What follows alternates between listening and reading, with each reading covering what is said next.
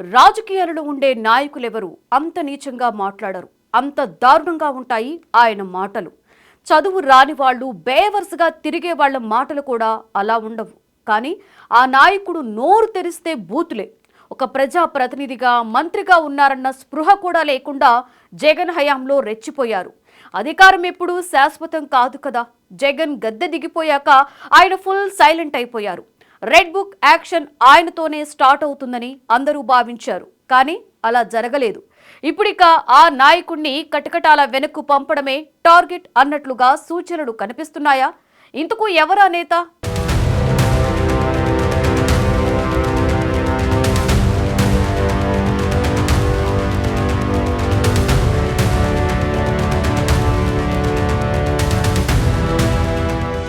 కొడాలి నాని.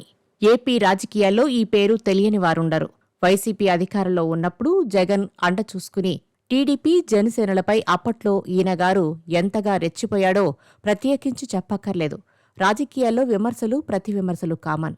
కానీ లిమిట్స్ దాటి పచ్చిబూతులతో చెలరేగిపోయిన వారిలో కొడాలి నాని ముందు వరుసలో ఉంటారు. వల్లభనేని వంశీ అరెస్టుకు ముందే కొడాలి నానిని అరెస్టు చేస్తారని కొందరు భావించారు. కానీ ఆయన అరెస్టు నుంచి ఇన్నాళ్లు తప్పించుకున్నారు. ఆరోగ్యం కారణంగా ముంబైలో చికిత్స తీసుకున్న ఆయన ఇప్పుడు కోలుకున్నట్లే కనిపిస్తున్నారు. దీంతో ఆయనపై యాక్షన్ తీసుకునేందుకు ప్రభుత్వం చర్యలు ప్రారంభించినట్లు తెలుస్తోంది.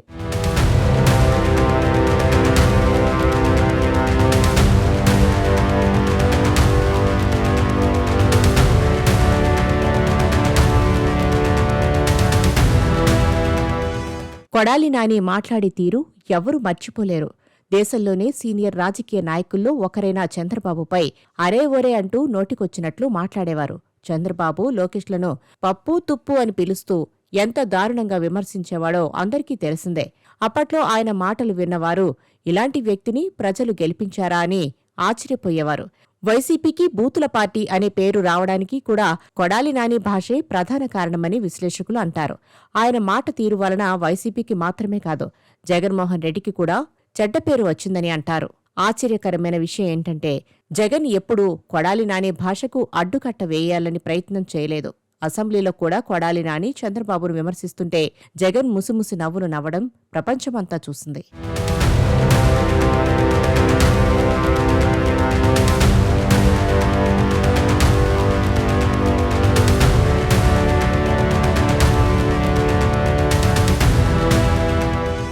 మాజీ మంత్రి కొడాలి నానికి మరోసారి ఇబ్బందులు మొదలయ్యాయి. తాజాగా విశాఖపట్నం పోలీసులు ఒక కేసులో ఆయనకు నోటీసులిచ్చారు. విచారణకు హాజరు కావాలని సూచించారు.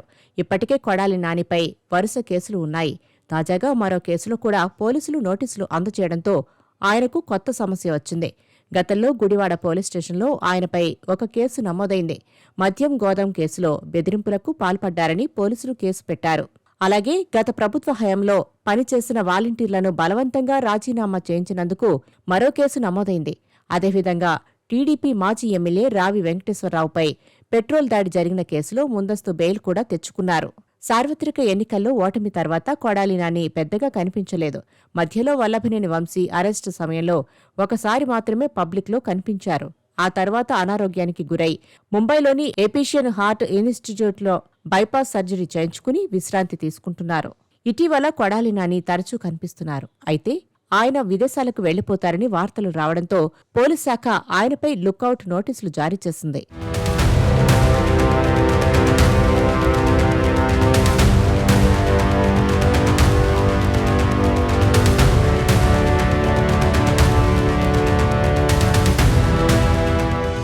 రెండు 2024 ఎన్నికల ముందు కొడాలి నాని చంద్రబాబు మరియు లోకేష్పై సంచలన వ్యాఖ్యలు చేశారు. ఈ వ్యాఖ్యలపై అప్పట్లో ఆంధ్ర యూనివర్సిటీ న్యాయ కళాశాల విద్యార్థిని అంజనప్రియ ఫిర్యాదు చేశారు. కానీ వైసీపీ ప్రభుత్వం ఉన్న కారణంగా ఎలాంటి చర్యలు తీసుకోలేదు. తాజాగా ఆమె విశాఖ 3 టౌన్ పోలీసులకు మరోసారి ఫిర్యాదు చేశారు. దీంతో పోలీసులు ఐటీ యాక్టులోని సంబంధిత సెక్షన్ల కింద కేసు నమోదు చేశారు. విశాఖ పోలీసులు గుడివాడలోని ఆయన ఇంటికి వెళ్లి 41 సిఆర్పిసి నోటీసులు కూడా అందజేశారు. విచారణకు హాజరు కావాలని ఆదేశించారు. ఈ పరిణామాలతో కొడాలి నాని అరెస్టు తప్పదనే ప్రచారం మొదలైంది. ఇప్పటికే వైసీపీకి చెందిన పలువురు కీలక నేతలు జైలు పాలయ్యారు. ఇప్పుడు మాజీ మంత్రి కొడాలి నాని వంతు వచ్చిందన్న అభిప్రాయం రాజకీయ వర్గాల్లో వ్యక్తమవుతోంది.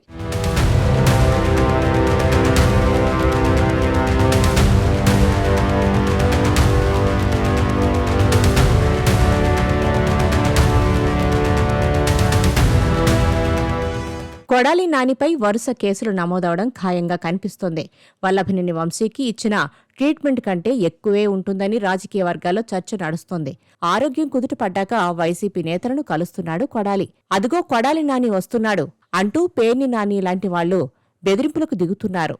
దీంతో కూటమి వర్గాలు కొడాలి నాని విషయంలో ఇక ఎలాంటి ఉపేక్ష చేయకూడదని భావిస్తున్నట్లు సమాచారం. ఎందుకంటే గతంలో ఆయన వ్యవహార శైలి, ప్రవర్తన, భాష వల్ల కూటమి అభిమానులు విసిగిపోయారు.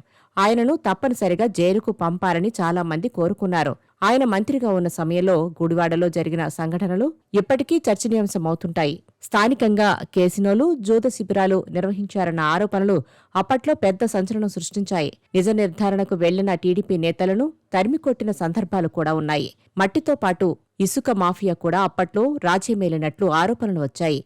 ఎంతో మంది స్థానికుల భూములు కబ్జాలకు గురయ్యాయి. దూకుడు ప్రవర్తన కారణంగా రాజకీయ ప్రత్యర్థులు ఇబ్బందులు పడిన సందర్భాలు అనేకం. ఈ కారణంగా కొడాలి నానిపై కేసులు నమోదు చేయడానికి అనేక అవకాశాలు ప్రభుత్వానికి ఎప్పటినుంచో ఉన్నాయి. తాజాగా విశాఖలో కేసు నమోదు చేయడం ద్వారా కూటమి ప్రభుత్వం గట్టి సంకేతాలిచ్చింది.